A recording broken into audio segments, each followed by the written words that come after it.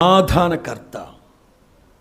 యేసుక్రీస్తు సమాధానకర్త, పరిశుద్ధాత్ముడేమో ఆదరణకర్త.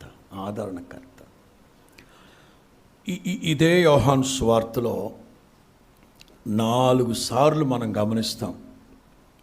ఆదరణకర్త, ఆదరణకర్త, ఆదరణకర్త. చూద్దామా? 16వ వాక్యంలో ఆల్రెడీ ఉంది కదా. 26వ వాక్యం, 26వ వాక్యం. ఆదరణకర్త అనగా తండ్రి నామమున పంపబోవు పరిశుద్ధాత్మ. 15వ అధ్యాయం 26. 15వ అధ్యాయం 26. తండ్రి యొద్ద నుండి మీ యొద్దకు నేను పంపబోవు. 16వ అధ్యాయం 7వ వాక్యం.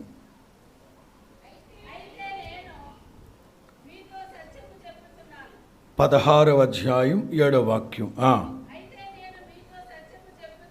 ఏమిటో ఆ సత్యం?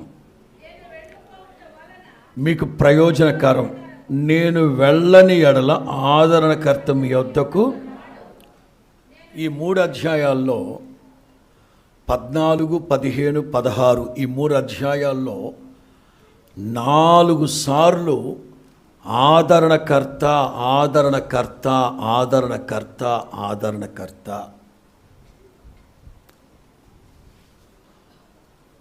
పోల్చడం బాగానే ఉంది. ఆదరణకర్త, ఆయన ద్వారా మనకు కలిగే ఆదరణ ఏమిటి? ఆయన మనకు అనుగ్రహించే ఆదరణకరమైన అనుభవాలు ఏమిటి? అది ఇవాళ వర్తమానం. ఆదరణకర్త, ఆదరణకర్త అని యేసు ప్రభు బాగానే సంబోధించారు ఆయన కోసం. కానీ ఆ ఆదరణకర్త అయిన పరిశుద్ధాత్ముని ద్వారా మనకు కలిగే ఆదరణకరమైన అనుభవాలు, గ్రేట్ కంఫర్ట్స్, గొప్ప ఆదరణకరమైన అనుభవాలు ఏమిటి? ఒక 6 మాటలు బ్రీఫ్గానే చెప్తాను. 29 మాత్రం ఫిక్స్ అవ్వండి. చాలామంది అనుకుంటూ ఉంటారు, లైవ్లో చూసేవాళ్ళు. కొంతమంది గత నెల రోజులుగా నేను చెప్పిన ప్రకటనలను బట్టి కొత్తగా ఇవాళ లైవ్ చూస్తూ ఉంటారు.